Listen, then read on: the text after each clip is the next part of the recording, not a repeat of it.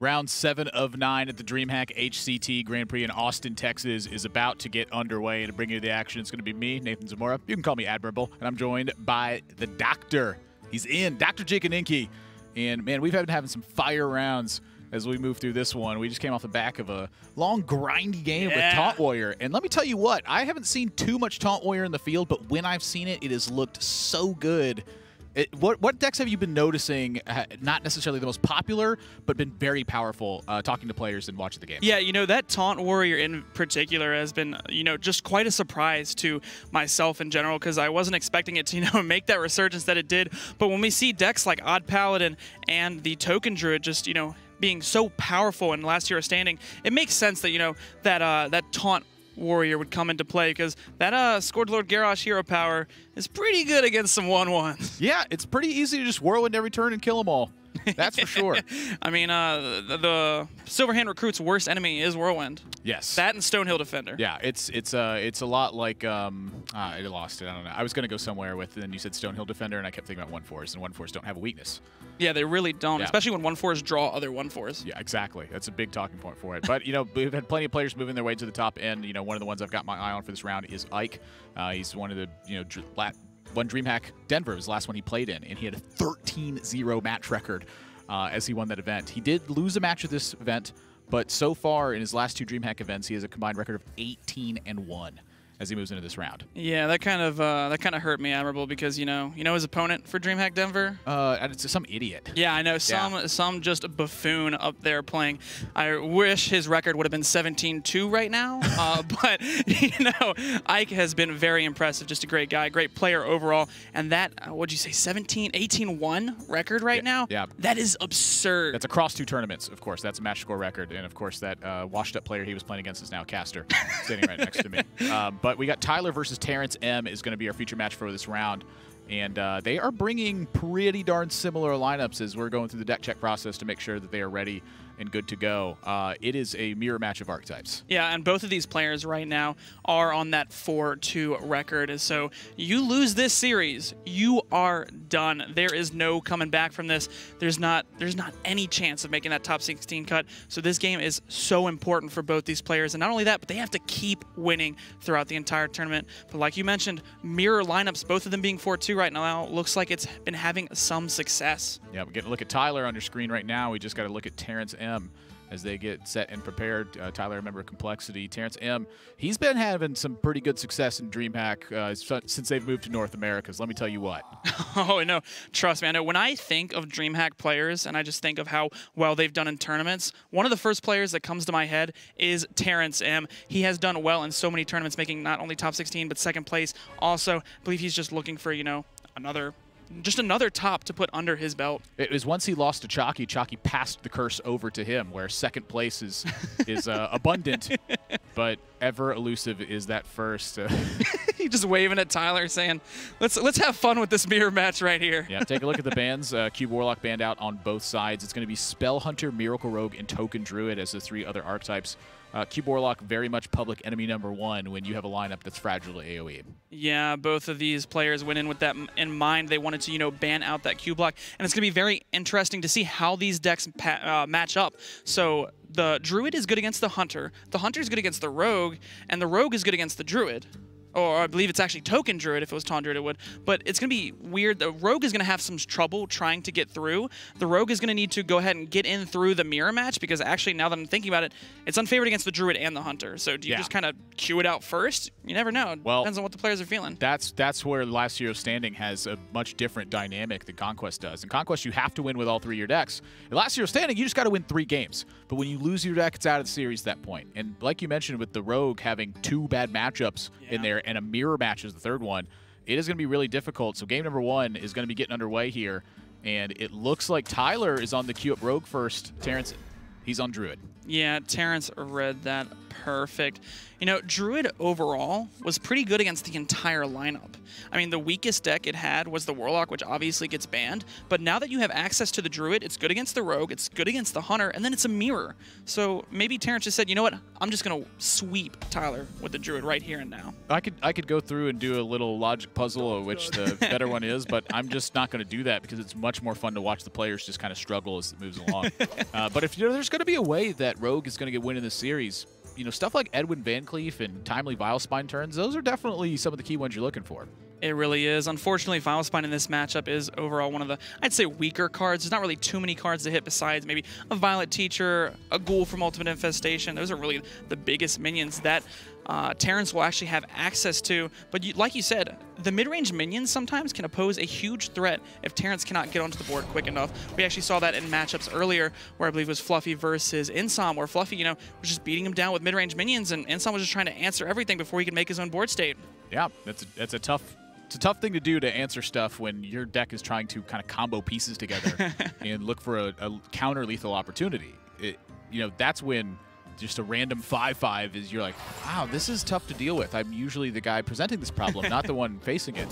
It's some pretty slow starts overall, though. Tyler is going to be stranded with Backstab in his hand for quite a bit.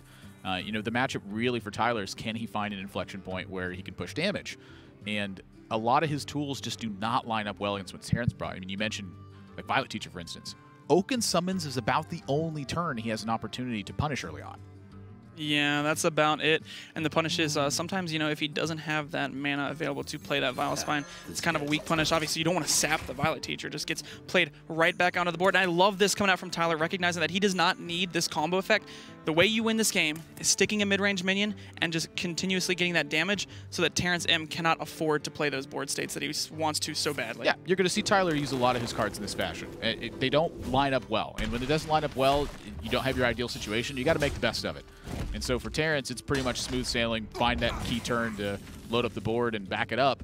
And for Tyler, it is a struggle to find damage. In this hand, it continues to get weaker. Yeah, he really wanted to foul Dory Strider on this turn, but I mean, for Tyler, he's probably just going to go ahead and play out that Firefly, play out that Edwin, get something going, maybe hold on to the prep to enable the Vilespine if a Teacher does come out onto the board. So I'm reminded of a moment here where in the World Championships, Tom backstabbed his own Swashbuckler to make an even bigger Edwin. How important is that Firefly to Tyler right now? How important is that backstab?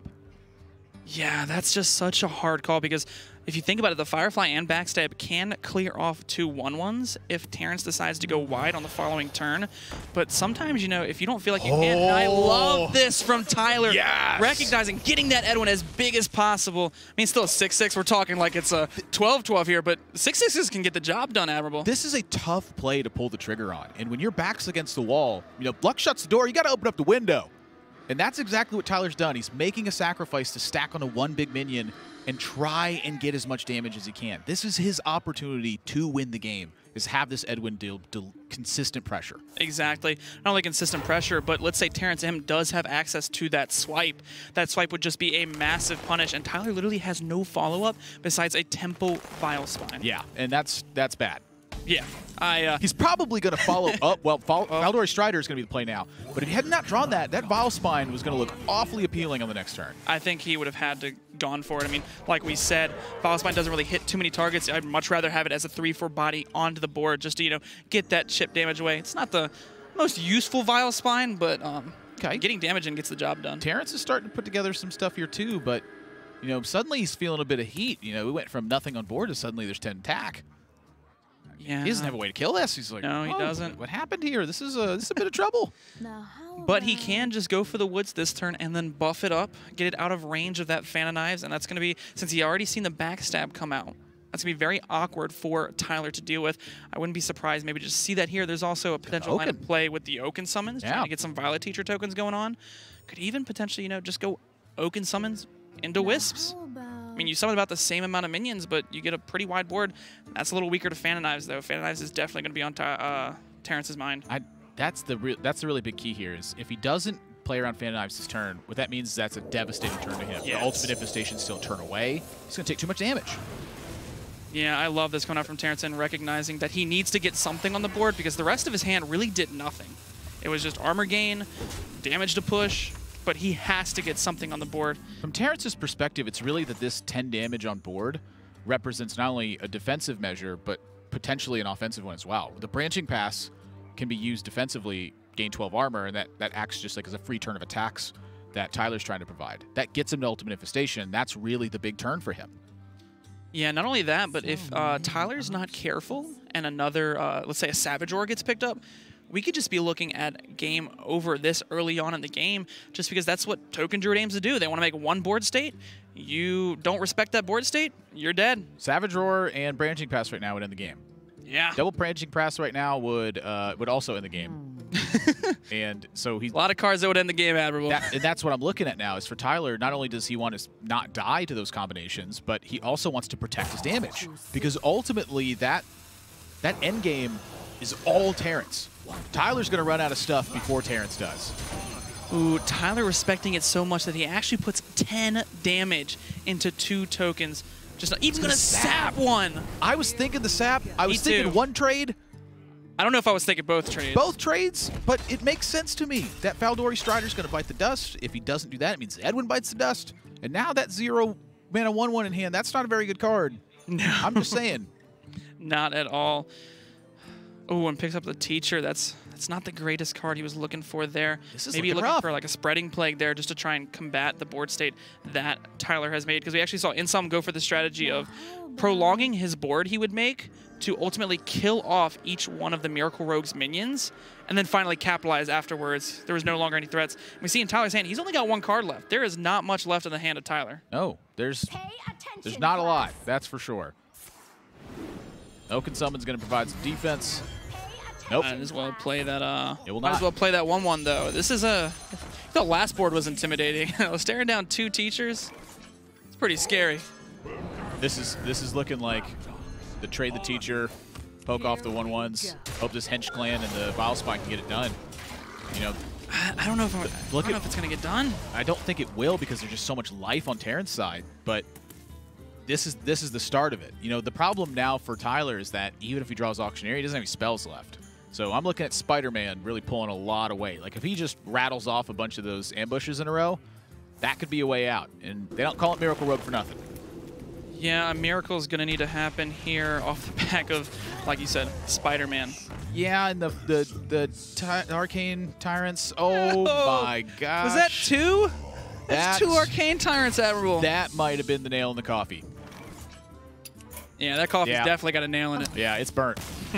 It is a burnt nail, and Tyler recognizing it real quick. Terrence is going to take game number 1. That being said, Tyler does not expect to win many games with Rogue. There's 2 bad matchups on the other side and a mirror match as the 3rd. Yeah, the best case scenario for Tyler there was queuing up the mirror match, hoping Terrence would, also kind of throw his Rogue away, winning the mirror match just so he'd get a game up. But, I mean, if Tyler does get that unfavorable win, though, that could kind of break the series open, especially against Token Druid. And Token Druid is the most well-positioned deck within the lineup for the mirror matches. I think so as well. It's like a tiptoe weird dance that happens with Token Druid versus Token Druid. It's like a hootenanny. One player wants to play Whispering Woods, and they go, oh, but what about Spreading Plague? And the other player wants to Spreading Plague, and they go, wow, what if I don't have Soul Force to back this up? It's like the Hokey Pokey. You put 1 plague in, take 1 plague out, put 1 plague in, and then you Savage Roar all about. Yeah, that's exactly what I was thinking. It's exactly like that. Is it exactly like that, Admirable? That is the best analogy I have ever heard. You're a genius. Thanks, Admirable. That's why they have me on the desk now. You're welcome, Dr. Chicken Inky. You can just call me Chicken Inky. You got it. Well, we see Tyler respecting how wide the board states can go. Keeping that Unleash the Hounds, I do like that. Probably one of the most powerful cards in this matchup that Hunter has access to. Okay, Terrence is just clicking stuff so that way Tyler doesn't get a read. I actually like this from players. Why not just constantly hover back and forth over the cards? It's a technique that a lot of players use in other card games. They just trying to bluff what potentially they could be by showing, what, I didn't need this card, or maybe I did. I don't have the brain power for that. I play the green card. Playing the green card works out a lot of the time. Look at that. You played the green card. It worked. The green card is one of the most powerful cards in Hearthstone. Yes, sirree, Bob. Only followed by the yellow card. Oof. And you don't want a red card. That throws you out of the game. No, that's bad. Don't want the red one. Gets the Wandering Monster down. Does not have the Spellstone to couple with it, so that's a little unfortunate. Tyler would have much rather had that over, say, the Candle Shot and the Hunter's Mark, two, I would say, overall weaker cards in the matchup. But this Violet Teacher coming down, he does have a clean answer for it. Yeah, prompt some action. You know, I think Tyler was looking forward to maybe using Eagle Horn Bow to get something done, but, you know. You have to address that, Teacher. Yeah. Yeah, I think you gotta. I think you gotta. Admiral was over there trying to figure out a way to leave the Teacher up. It's like, no, that's not a good idea. Don't do that. Terrence, though, this is a fire start. Yeah. Like, this is about as good as you're gonna see. He's up 3 mana right now. Tyler draws his 3rd weapon of the game. That's rough. He has no Spellstone, no offensive pressure. You know, I'm looking at this now and I'm wondering, is Unleash the Hounds the right call? Because you still got Explosive Trap in the deck that you could draw if your opponent has Whispering Woods. You really want to find Spellstone to get some pressure mounted. I don't know. I'm not convinced.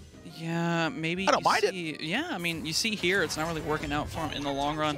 But however, if he does ever make that second Teacher, if he does ever make that board state where he can just go Unleash the Hounds, trade everything in, and play the Explosive Trap, that could be very good for him. Now, Power of the Wild's going to say no to that play right there if it makes all of the minions 3/3s after the Unleash the Hounds goes in. I am really curious how Terrence is going to pan this one out. With Ultimate Infestation locked and loaded, he is in fantastic shape to pull very far ahead in this game. You know, Tyler having Rexar, though, swaps that hero power over to build beast, start building some beasts. Yeah, especially some big taunt beasts. I mean, Savage Roar can only do so much damage, especially coupled with an Explosive Trap. One of the cool things that Explosive Trap allows the Hunter to do is they don't have to worry about the Savage Roar damage, because most board states that Terrencem will be able to make, you know, even if he tries the Savage Roar, it'll all die. So effectively, kind of like a Frost Nova effect. Yeah. It kind of stalls out the game for a turn. That way, maybe he can build the perfect beast on the follow-up. Branching Pass. And I'm going to be curious to see what this one is. Armor. And an armor. Yeah, armor. I like it. Tank up. Thought Tank Up was good. Druid's been doing it better lately. It's the real Tank Up class. Who would have thought? I swing afterwards here, too. I think this is a tiny technical mistake from Tyler. Did not take the damage first. Build a Beast can provide lifesteal. So if he attacks first and then plays the Death Stalker Rexar, he can technically lifesteal that back. So quite an unimportant thing, I'd say. But, you know, a good lesson to take heat from. It's one of those very minuscule things that most of the time don't end up mattering. Right. But in those 1% games where they do matter, it is always correct to try and make it as proper as possible. It's just good picture habit. order. It's just It's not going to matter in this game. Exactly. But it's a good habit. Well, there's a lifesteal minion. It's a good habit. it's a good habit. We'll leave it at that. Flanking strike and struggle. Oh, wait a minute. That little 2/1 guy on the Build-A-Beast, he shuffles a 4/3 in your deck. Yes, which disables To My Side. And Roctalar. Picks it up. And Roctalar. Doesn't have either of those in his hand right now. But if he ever picks them up, That's something to think about. that is something to think about. I'm thinking about it just now. Yeah, me too. Same. I'm thinking long and hard on this one. Yeah. I don't know if that was the right beast to build. Terrence is not thinking long and hard, though. Draw 5, deal 5, gain 5, make a 5/5. Draw 4/4. Hopefully end this game in 5. Nice Spellstone draw to get something going. Yeah, Tyler needed something there. That Spellstone was... He's going to need something else, pickup. too. Yeah. Terrence's hand is lit right now. It is Holy definitely smokes. literature. What on earth is Tyler going to do to fight this? It's literally just build a beast. He's reliant on that. And he's only built one beast, and that beast it's not one of the strongest beasts I've ever seen built. It's not beastly, not boisterous, not benevolent, not Jickaninky. Nah. Just Jickaninky doesn't start with a B. Well, I was just throwing in beast synonyms, not B words. Yeah. I like building beasts boisterously. Yeah. Beautifully. I like killing stuff. If my stuff makes stuff and kills stuff, that's my favorite stuff. You don't like to battle? Oh, I like to battle. That starts with B too. I got a B word for you. Beautiful? Was that the B word? Yeah, exactly. Nailed it. He did get the To My Side, though, before the beast was shuffled into the deck. So that is a good benefit for him, but I think he's definitely going to want to keep building a beast every turn. Where does it come back from? I was thinking like exactly Cave Hydra with some form of rush. Cave Hydra with rush is very powerful. Looks like he's going to go for a beetle with echo and rush. Just funny. Just a beetle. Just beetling out. A blue beetle. It's not blue, but it started with B. So well, the background's blue. But blue backgrounded beetle. Built beautifully by Build-A-Beast. Brexar, yeah. That's the Brosar. For the man who has Terrence has just got an embarrassment of riches in hand. This is the spot where it's like you have so much to do that you don't know what to do, and that's an extremely good problem to have. It is a very good problem to have, but one thing that's weighing on these players' minds right now, especially in Terrence's mind right now, he's thinking, what is the correct sequence of these cards? Because obviously he can do a lot of things right now that would lead him probably to victory. But he's got so many cards, like you were mentioning, that it's very hard to figure out that proper sequencing of ordering to make sure he wins most often. And does that affect you when you know that there's a ton of people watching?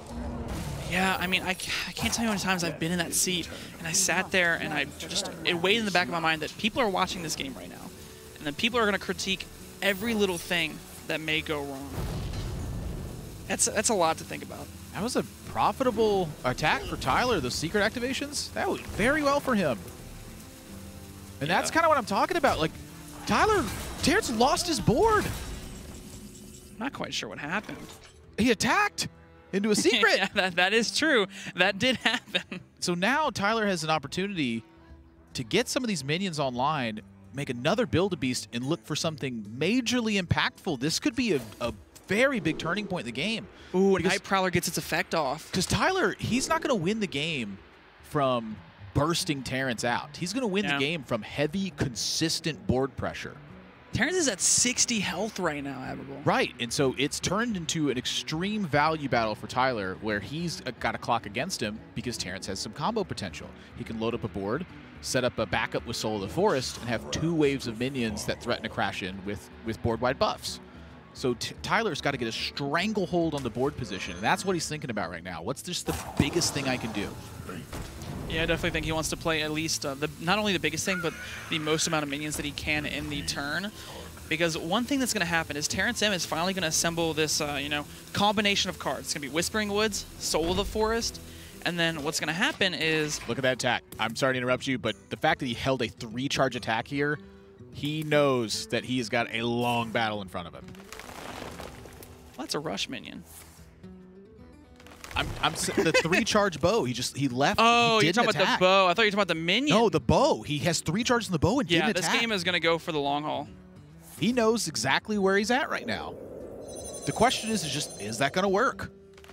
I mean, the Unleash the Hound. This is actually the combo I was talking about. So now what's going to happen is Tyler's most likely going to go ahead and Unleash the Hounds, clear up the board, and hopefully set that explosive down in order to. But there's Power of the Wild right in the hand. Power of the Wild, Savage Roar, and Branching Paths. Explosive Trap will set up to deal 2 damage to Terrence's board.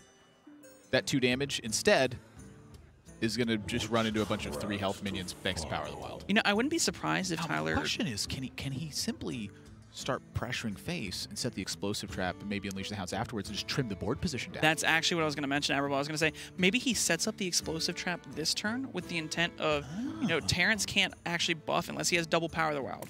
He actually can't buff out of the range, but that play loses so often that he's at 60 health. Wait a minute, he can just take out the 2/2s one by one. Look at this, just trim the board position down so that you're not vulnerable to a big Savage Roar turn. This is really smart. That was really good recognition from Tyler's part. Oh, I love this play. I didn't even think about this. Oh, this is brilliant. How wide the board state was. He's got to Build-A-Beast, though. Is he just going to kill command? He's got to do something. Just build it. Just give me whatever. What do you get? So it automatically completes for you. It is, I believe, a random selection afterwards. So he managed to click the 1 cost minion, which is, again, the 2/1 that shuffles. No, he didn't even get that off. Because it's the first one is the picture. He didn't even get that off. The first one's a picture, so he didn't even have an opportunity to do that. So it was just 2 at random then. And now Tyler looks like he's actually turned this game around in his benefit. I thought, we were talking this whole time about how Terrencem just had so many choices and had so many great plays at his disposal, but Tyler keeping the Unleash the Hounds in the mulligan right for this moment right here has paid off so much. And it was the choice to not rely on the explosive trap and instead make the brilliant maneuver of saying, yeah, you can have some stuff, just not all of it. Yeah. Some stuff can't kill me. All the stuff can. Yeah, all the stuff can. But some of it, yeah, we'll work on that. Sure. Double swipe drawn. Death is eternal. So now Terrence is back to square one. How do I get a position set up for win? Trying to look at it right now. I believe he still has the other Whispering Woods at his disposal. So got to Soul the Forest. Yeah. And now so that assembles both of those. That 4-3 shuffled in. No more Rock Dealer, Rock Dealar, whatever you want to call it.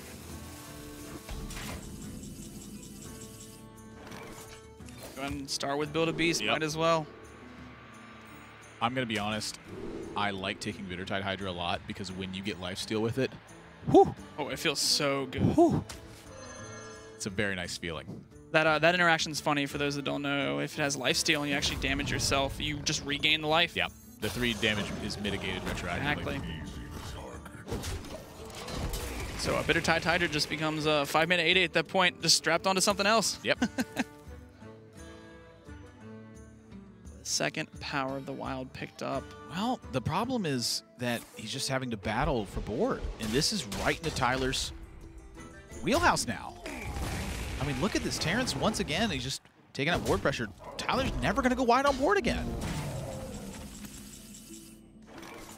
The one thing that... Click that button. Yeah, click that button. The one thing that... Vicious. Vicious Fledgling is great. The one thing that Terrencem does have going for him, however, is that he has such a high life total that it's not like Tyler can, you know, build this beast and kill him with it, but... Whew. I am taking that life stat as a 7/7. Whew. 7/7s are really big. They're bigger than 6/6s. You know what else is 7/7? War Golem. I don't know if you've actually played against a War Golem, but when it actually happens, you're like, I can't kill that. That's a 7/7. I remember Dr. Boom. That was a 7/7. He's going to go with the big option. Yeah, 7/7. That's big. That's outside of the range of all of Terrence's removal unless he couples it. I mean, he definitely has to remove this. Gonna go ahead and armor up, use the Wrath and the Spellstone. That's a lot of cards to use just to remove one minion, and Tyler can keep making a minion similar, if not that same exact minion, over and over again. Exactly. This eventually ends, if it continues at this pace, with Tyler far ahead. Night Prowler again. Prowler again. Make it as big as you can. Ooh, this is an interesting option. You can take the life gain, the poisonous, and Wind taunt, Fury is or a the lot. Wind Fury. Wind Fury is double the attack, so I like Wind Fury. Well, Tyler disagrees, wants to go ahead and go with that taunt. You know, he's playing a little bit safer now. Sometimes you tend to do that when you're in a stressful situation where you're worried about Is it what can safer, happen. though? That's the age-old argument, right? What is safer? Is it safer to be defensively, or is it safer Safer is the one that wins you the most. That is true. Defensive is the play where you go, I'm just going to kind of get as much stuff as I can. Like, you're trying to get the most value, like, face-up out of your cards. You anticipate your cards trading with your opponents in some way to mitigate their attack. Yeah, we actually see the last 2 cards in Terrence's deck, I believe, are the Whispering Woods and Soul the Forest combination. Yeah. He needed those earlier. He did. And he had them earlier, just Tyler got out. That Unleash the Hounds keep ended up paying major dividends. You know, I look at that spot and I go, should Terrence have ever Power the Wilded with that so that he could prevent that Unleash the Hounds turn? He did not anticipate Tyler doing that. No, I think he anticipated what we were speaking about earlier with the Unleash the Hounds and the Explosive Trap, and it's actually funny. The Rock Delar is not enabled because of that little piece that got shuffled in. The Rock Delar is not enabled because Tyler has big stuff to play. Exactly. 7 to the dome. Bigger wisps to fry. Terrence has got to get through 2 taunts, and now you're starting to see why Tyler went for that taunt as well. He just wanted to say, you know what, maybe I can't handle the next wave super well, so put some stuff in the way. Preserve as much life as I can. Terrence, this is the final hurrah. The final push coming out from Terrencem. I'm just going to buff it up as much as possible. I think this is a Power of the Wild turn. Wow. Ooh, holding back. That's right, that second Unleash. I mean, he ran into this spot earlier, too. And Tyler just has great recognition to understand that, you know, if he just clears everything, there's no way Terrence even has a chance. Why take the risk when you can just clear everything? It's an open deckless format at this DreamHack, and what that means is that if players are keen enough, they can craft a game plan that's from the top down. They visualize how that game typically pans out and go, if I just kill everything, I win. And we've seen that from a lot of great players. We saw that from Zalay earlier on when he was playing against Insom. You know, typically the way the Token Druid matchup mirror match goes is to fatigue, and I wouldn't be surprised, you know, see him maybe trade off a little bit here. Oh, I see. He's going to go piece by piece. That's the thing, is Tyler, you know, thrilled to use this Unleash the Hounds and repeat the processes earlier. To my side, only makes one guy. I think he was fine with Tyler just realized that the 4-3 is shuffled into his deck. Oh, did he just realize that? Look, did you see his reaction? He hesitated for a moment and went, kind of laughed to himself like, oh yeah, that's right. The funny thing is, it's not even going to matter. It doesn't look like it will. He's able to still squelch the assault adequately. Down to 3 minions. You got to get through 2 taunts. Good luck. Unleash the Hounds was the story of this match. And look at Tyler. He's just laughing about it. He can't believe it. He might be trying to figure out what he shuffled into the deck. He's shaking his head. He realized it now. He finally realized it. I actually remember that happening with Strife Crow. He had shuffled 2 Forgotten Torches into his deck, and he jams a Reno Jackson down in a old Freeze Mage deck, and is like, wait, what? This is always active. Because he had created a second Forgotten Torch. From a random effect. Yeah. That's just crazy. I think Tyler's happy, though. I think he's glad it didn't cost him, but he is there. Yeah. You just keep seeing him go back to that thought. Don't worry about it. That's a very rare mistake to make. I mean, that's a situation that comes up very rarely to begin with. Tyler just, you know, beating himself up over that, but I don't think it's that. Well, he's kind of laughing about it. Yeah, too. I know. Yeah, you know, Gotta have fun with it. Death is eternal. My turn is not.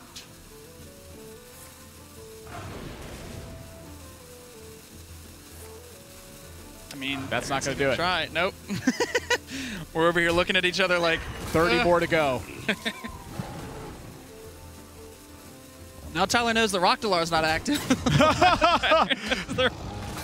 He just jams it down. He's like, wait a minute. Wait a minute. Just gets that 4 attack going. Let's push 10. That's basically the last buff. Any beast build is going to go uncontested. Life Drinker's good. Ooh. I like the Snow Flipper Penguin. Just get it down that turn. It gets down this turn. But I was thinking about coupling it with the kill command, you know, just to clear up. Oh, you're super safe. Oh, yeah. I think he's pretty safe. Been pretty safe for a while. This is like, this is when you know you're like the fire alarm's going off in the building, and like someone comes over the intercom, and they're like, this is not an alert. This is not a test. Like, this is full panic mode. This panic mode didn't work. No. He's done. Press the go button. Oh, and he got the active! Yay! You got to give that a slow clap. I can rest. That's a fast clap for me. That was a fast clap? That's a great top I was deck. getting a golf clap. Okay, I can see it. Gentleman's clap. Tyler going to go ahead and tie up this series 1 apiece. I mean, that was just masterful play from Tyler. Even though he shuffled that beast in early on and maybe didn't recognize that, it still was just great play overall with the strategy he went for it, taking out each one of those tokens one by one to make sure that Terrence could never fit in. I mean, maybe that just breaks the matchup wide open. I never really thought about that as an approach or a strategy for that matchup.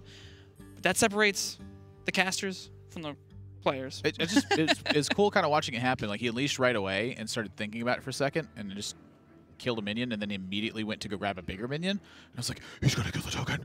That's so good.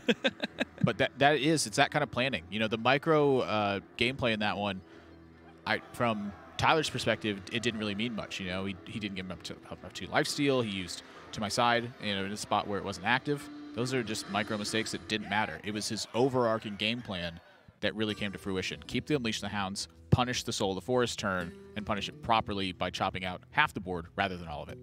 Yeah, and Terrence right now, his best queue up for Hunter is actually just the mirror match because he has his rogue left.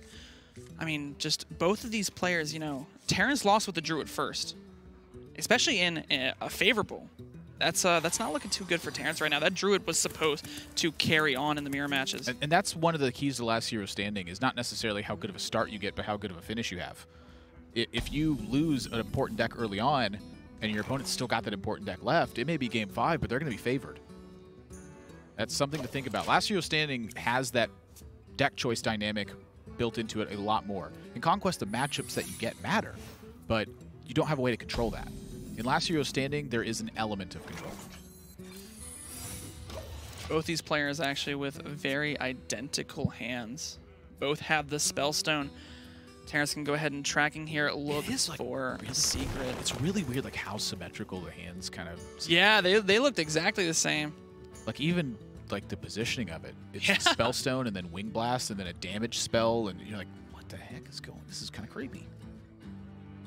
It's literally a mirror match. I'm creeped out. The hands are mirrored too. Yeah. That text is backwards right now. Wouldn't be surprised to see Terrence take the Explosive Trap just to make sure that his Spellstone is fully upgraded, although it is one of the weaker cards to take here. Eaglehorn Bow is, you know, it's a good card. It cleans up the other wolves, but getting an extra wolf is very important. I'm curious to see how this goes. In my experience a lot of times with the Spell Hunter mirror matches is being able to actually pressure your opponent. Like the times that I've played Rexar early on, I've just got demolished. Like I have lost very handedly because they just chip away every single turn. You know, almost everything in the Spell Hunter deck is dedicated to destroying a minion. Also depends on how those hands pan out. If one player has a more aggressive hand, it's much better to, you know, maybe even keep that separate hero power just to keep it digging away at that damage. But as we can see here, both players have very similar hand, using the Wing Blast for full mana just to clear up a minion. That way the Spellstone comes down uncontested. I like it. But Tyler's going to be the first one to play the Spellstone. But Terrence going to be the second one in his Spellstone. He's got one more wolf. It's a bit bigger. Well, it's one wolf bigger. Plus the secret's locked and loaded. Double kill command too. I think we got a little bit ways to go in this game still. I do think so. I think Tyler might see that he needs to, you know, just go ahead and trade. He does have the Deathstalker Rexar, so in his mind, if Terrencem does not have it, then he can easily probably outvalue Terrence through the course of the game. He can't really deliver damage. His hand is not providing that. So, you know, when is the right time to Rexar and how is the right time to Rexar? I wouldn't be opposed to maybe just see it next turn. If Terrence has a weak turn, there's no reason not to. Don't really save it for that Battle Cry. That Battle Cry isn't too beneficial most of the time in the matchup. I mean, Flanking Strike looking pretty good, but Candle Shot on his... Is he just trying to bluff important decisions? I think he's just trying to bluff. Whoa. That is wacky. I was not expecting that at all. Man, that Flanking Strike looked really good. Especially because he could clear up the whole board and have a wolf of his own. Yeah. I'm actually a little curious behind the... Maybe it's because he wants Terrence to go face. That way he can set up the Rexar for the following turn. That's exactly what it is. But the question is, how much damage does he want to take? See, I think if he trades here, that game plan was weird. He's taken 9 damage, the thing. No, I mean, it's the difference between do you want to deal 3 damage or do you want to take more damage? Like, that's the question, right? That's one of the reasons that this play feels a little bit confused to me, is that you are taking a lot of damage to get this done. And like I mentioned, when I get Rexar down, my opponent just hero powers me to death with just 2 damage at a time. You need to get Lifesteal Beast to really contest that. Ooh, the Gilded Gargoyle. Nice little coin he's going to get from that Death Rattle. It's one of the better ones to get. You know, it's not one of the stronger minions, it's not an injured Blade Master, but getting that coin sometimes can save you in the end. Oh, it's a coin. Yeah. I like coins. I love coins, especially when I'm playing Miracle Rogue. I like money. I like coins. Can't believe you like coins too. Do we both like coins? It's crazy. We're basically the same person. If someone said to us, you want the ice cream cone? Both of us would say yes. I want the ice cream coin. The whole one with waffles. Yeah, Terrence is going in. I mean, might as well at this point. He has to know that Rexar is online right now. Like, that's got to be his read, right? That's why he would kill command right now. I think that's his read, But I think in Terrence's mind, he says, you know what? Even if he has Deathstalker Rexar, I can try and get there with this Rockdollar. Just keep pushing that damage, keep hero powering, has Kill Command, has Unleash the Hounds. He's just picked it up already. Oh, that's a draw that could maybe change some stuff, though. Ooh, a Flanking Strike, plus maybe hero power. Because pretty appetizing. You do want to get pretty much max value from your Rockdollar. It increases the chance that you just draw more damage. But the earlier you play it, the sooner you have to actually use that damage as well. Yeah, so he can get 8 damage in through the course of 2 turns. It's also the 3 clocking on him right now. You know, that adds up real quick. I almost wouldn't be opposed, you know, maybe see the Rockdollar come out this turn. I don't know. The Flanking Strike seems so good, but if he gets some spells off of it and then can play the Explosive Trap and then start fitting in hero powers, that damage is going to add up over time, force Tyler to make the Beast with Lifesteal earlier. You know, I'm really looking at this Rockdollar right now. I think he has an opportunity to race. Oh, I love it. Oh, did he trade? No. Whoa. He did. I don't know about that. I don't know about that, Admirable. That was 8 damage face through the course of 2 turns. And he's taken about the same amount. I think he had to race there, especially with Explosive Trap in his hand. He could have just played that on the follow-up, and the Wolf would have died. And one of these rock dealers went a lot better than the other one. Oh my gosh, look at that Rockdollar. Like, Terrence got some pretty unexciting stuff. That attack, though, that feels like a very defensive play in a spot where I think Terrence needed to get aggressive. Let's see. If he deals the 8 damage now, fits a hero power in this turn, gets the explosive down, that's another 4 damage, puts Tyler to 8 health. He's got a kill command and Unleash the Hounds. I mean, I think that was the play. Maybe he's now on a plan B. Match the Deathstalker. You kind of have to at this point. Well, I mean, he does have a Spellstone available. But this would be pretty much full steam ahead. Yeah, I mean, the Spellstone, you know, maybe he just pedals back and goes back for that game plan again by taking the Spellstone, committing one of the secrets and playing it, but I really wish he would have gone face. Look at him, too. He's kind of scratching his head. I don't know what to do. He's unfamiliar with the situation. And I think that taking a defensive line of play and then going back into Spellstone feels weird. He's going to match it. Not going to play it just yet. Wants to load up. He's going to go ahead and play 2 secrets, fit in that hero power. See, if you're fitting in these hero powers, I really wish the more aggressive game plan was used. Because imagine if Tyler had 4 less kill command, though.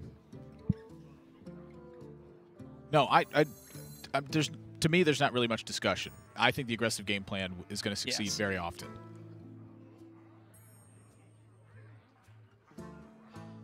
Tyler just has to figure out what these traps are. I'm going to use his face. 7. Terrence down to 7. He's just getting beat up now. I mean, how did this turn so quickly? I don't know. Admirable. But now Terrence has pretty much the exact same play that Tyler just had. The difference is that Tyler has a Dire Frenzy from that option. And that gets easily through the Explosive Trap. Even if Terrencem tries to use the Unleash the Hounds, trade in, and commits the Explosive Trap. I mean, I feel like this is an Unleash Rexar turn, if anything. Maybe it's like you try to find something with like Toxic Arrows or jeez. I think it has to be Unleash Rexar. You cannot leave these minions up. He's in a bad spot. And I just sit there and think, what if Tyler had 4 less life right now? Butterfly effect. As soon as that play changes, you can't know anymore. Everything would have changed. Yes, a lot of these plays would have changed. Maybe we Tyler would have already been in the next game. You never know. Maybe you suddenly would have just changed into a different person on the desk. I suddenly would have just became TJ. Yeah. You're slowly doing that. He is my dad. You're getting older as we speak. It's like reverse Benjamin Button. I know. I start off young and I get older. Yeah. What is that called? Crazy. Is that called aging? It's called, what's the opposite of the letter B? Benjamin Button. That's the opposite side of the alphabet. It's 1 away from the end. Tyler, big push. He knows the secrets are not. They're not protecting Terrence at this point. Does Terrence still have a chance here? I mean, good luck. He's played the defensive game plan. He's gonna need. He's gonna need something. He's gonna need a miracle of a beast. Oh, he snap picked the first one. We didn't get to see what it was. Second one's not lifesteal. What if the first one was lifesteal? Is the first one Rush lifesteal ever? I'm not sure. I don't think it can be. I don't snap pick that. It might have been taunt. There is some sort of mechanism that works a certain way with Build-A-Beast. Life Drinker. That's a little bit. Little bit. Doesn't look like enough to me. Nah, it does not. Terrence going to fall in game number 3. Tyler, 2-1 lead. And now Terrence has his back against the wall. He's got the Rogue left. It's the complete opposite. He has to win Rogue into Hunter and then into Token Druid. With Miracle Rogue. With Miracle Rogue. That's what you're telling me right now. That's what I just told you, Admirable. Well, I believe it, but I don't want to. I think Terrence has to believe it for his sanity here. I mean, I've seen crazier things be done. It can happen, but this is just one of the moments that makes or breaks players right here, is can he win these 2 unfavorables? I mean, Terrence, you know, it's been a little scary. Some of the plays, I would say, are a little bit questionable earlier on, but if Terrence, you know, maybe he feels more comfortable with the Miracle Rogue and he can get the job done, he's going to need to. And Tyler's looking pretty right now. Not only that, but Tyler has a wealth of experience where decks like Miracle Rogue are concerned. Tyler, he knows how to beat this stuff. Yeah, I believe he plays Miracle Rogue a lot. I mean, he even brought it. I mean, they brought the exact same lineup. I mean, maybe he's just showing a little bit more experience for Tyler with his lineup. Maybe he put a little bit more thought into it. Maybe he understands the matchups a little bit better. You never know. Terrence, obviously still a phenomenal player in DreamHack circuits. So but this is it. 4-2 record. If he loses this one, top 16 contention is done. I mean, sometimes that just weighs on you, right? You know, you're 4-2. You know this is the last one. It weighs on me when I know they're about to ask me if I want guac. I'm like, God, I don't know. I always say no. I don't like guac. Yeah, exactly. Remember when you said crazier things have happened? Yeah. You've said no to guac. I don't care how much extra it costs. You know that image where Leonardo DiCaprio's throwing the hundreds off the side of the boat? He's like, I know guac's extra. Is that you right now? That's just getting me. your guac, just throwing money at the counter? That's me. Somebody bring me some guac. Terrence has a nice start, though. Firefly chips away at some damage. The Elven Minstrel later on is going to allow him to, you know, get that refill that he needs. Tyler's got a good start, too, though. Wandering He doesn't Monster. have Spellstone, though. But Wandering Monster is still one of the best cards against this deck. It is so hard for Terrence to break through that efficiently. It really is. Just everything he does is like, because like you always want to backstab it, like right after it's there, right? You can't. No, because you put the damage on it. You hope it's a 0-3. Unless it has Divine Shield, then you can't backstab it. That's true. True story. By the way. Yeah. Wouldn't be surprised, you know, maybe see Terrence just commit all of these token little flies here. Looks like he's just going to go ahead and cycle through. Maybe he wants to pick up that Faldori Strider. That's I love the it. one. I really like this game plan from Terrence. See, this is the thing. When Terrence is really under a lot of pressure, I feel like he performs very well. It's when that game plan is very open-ended and both ways you can see victory, that's where he gets torn. He's like, they both look good. I don't know. I think with this matchup, that game plan is a little bit more direct and forward for Terrence, and he might just thrive here. I mean, he does have a beautiful hand to get the job done. That Faldori Strider picked up off the top is going to allow him to get that mid-range pressure that he needs against Tyler. Sometimes. Still got to draw him. Yeah. Elven Minstrel is going to draw him a lot of minions, though. True story. By the way. I'm going to set some secrets. Pass it up. Tyler has had Rexar both games. It's a powerful card. It's very good. I love building beasts. I like the idea of it. There once was a man from I just hate having to click twice. You just want to click once? Just once. But you have to click twice. You have to click your minion and face. Oh, it's a 3 motion hero power. Oh, I see what you're saying. You click 3 times. You click the hero power. You click the first one. You click the second one. And then sometimes you have to play it. Then you got to put it in play. Then you got to drag it. Then you got to click it. Then you got to drag it to face. It's really cumbersome. Miracle Rogue, you just take the minion, Boom. strap on a cold blood, Done. you send it face. 5. It's a spooter. It's another Strider as well. And Leroy picked up now. Terrence has got the makings of a hand that can win this game. And that just shows the power of Elven Minstrel as a card in this matchup. I mean, just drawing the mid-range threats this early on is going to allow him to just keep the pressure on, and getting that spider off of the Faldori, just one of the first draws. That's very important. Even getting the second one down, getting more spooters in the deck. Well, the important thing that I want to note here is that Terrence does not intend to attack anytime soon. He's going to wait until he can maximally punish the secrets by attacking for a lot in one turn, rather than, you know, attack with two of them here, set the Faldori Strider, and then suddenly Eaglehorn Bow and Rexar kills them all. Oh, and you see Tyler here actually setting up the explosive trap to clear off all of these ones. That's his instinct. Yeah, that's what he was looking at. Maybe he's Good thinking instinct. a little bit. I still think you do it. I think you have to. I think it's your only play in hand right You're going to take like 11 billion damage if you don't, so I like doing it. I've never actually taken 11 billion damage before. You know when your portrait explodes? That happens? I've never had that happen to me. I've seen my opponents do Wow. it, but I just figured it's because... Really impressive. I mean, I very vividly remember Ike just absolutely destroying you in the finals of DreamHack Denver. Maybe you just looked away. I don't know. Just too painful to watch. Zing. Got it. hurt right now, Admirable. He should have been 17-2. That's all I'm going to say. Look, Tyler's hurting too. He's not sure. He doesn't know what to do. Right, I think it's the Rexar. I think that's the best play. There's really no other play. Wow. He wants to save that hero power. He thinks he can get the job done with the bow. He was doing the math in his head probably. He was saying, you know what? He can get 5 damage a turn if the secrets get triggered through the Eaglehorn bow and the hero power. All he needs to do is find about 8 more damage. But I'll be curious to see how this works out. I don't think it's going to work out for him. It's looking okay. Ooh.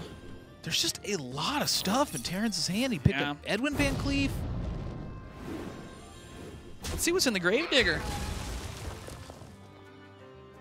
That's kind of funny. That's a Druid card. That's not a Hunter card. Hunters don't ramp. That card sucks. That card's bad here. It's pretty good. Here it's pretty bad, but in general. In general, it's pretty good. Terrence loading up.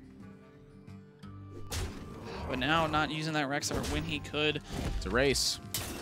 I mean, Rexar's still looking pretty good to me. Maybe that's what Tyler was looking for, is for Terrence to take that opportunity of thinking so long to believe that now is the time to push. Then you follow up with the Rexar, take out the next minion, start pushing with the Eaglehorn bow. I mean, right now this went exactly how Tyler envisioned. It probably is, but you know, I don't know if he wants to sacrifice onto this hero power. Because Terrence is at 18 life right now. I'm not about to take this much damage. No siree, Bob. You're right. This is a lot. That is a lot of damage, but you see Tyler there, like you were saying, maybe that was a part of his game plan, thinking that he would commit more to the board, get more value out of this Deathstalker Rexar. Terrence is going to have to put some more pressure on the board, and he's got the hand to do it. Now I'm thinking about those Fireflies, and now look at this Edwin Van Cleef. Preparation drawn. He doesn't have anything to preparate.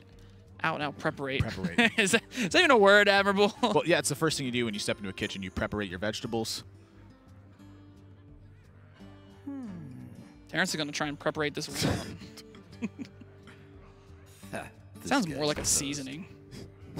Put some paprika and some pepperate.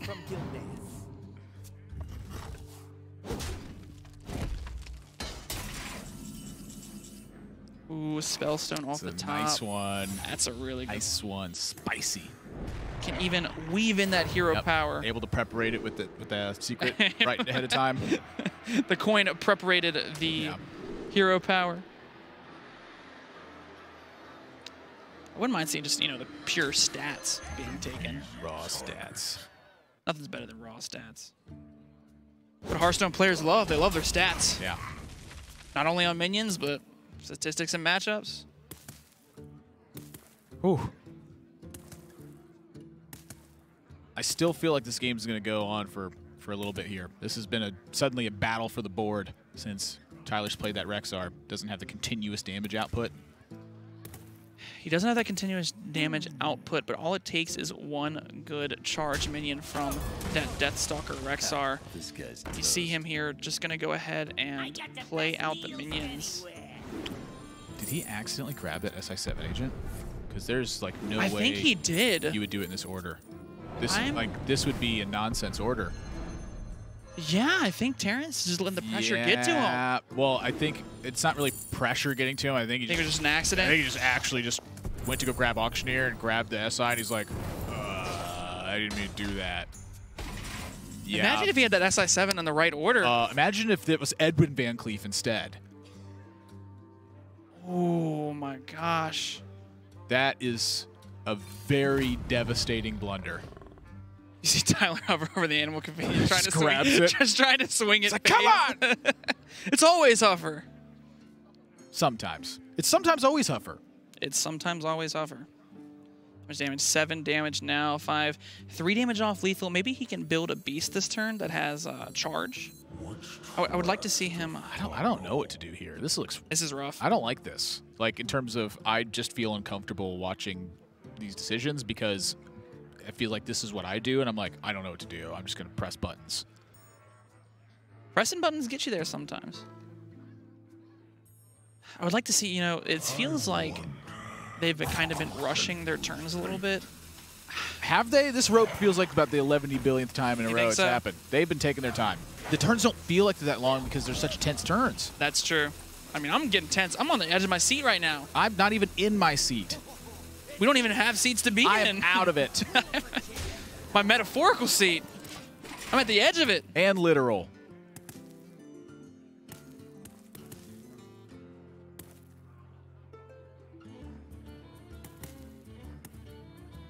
Terrence is going to have to try and find a way to... It's deja vu. It seems like the exact same scenario. You have really a bunch of good stuff, but you're right on the edge of losing control over it. I mean, I think he wanted to go for the Edwin last turn. Well, clearly! Yeah, I think so. You gotta bring up old stuff like that. He can redeem himself and make a bigger one this turn.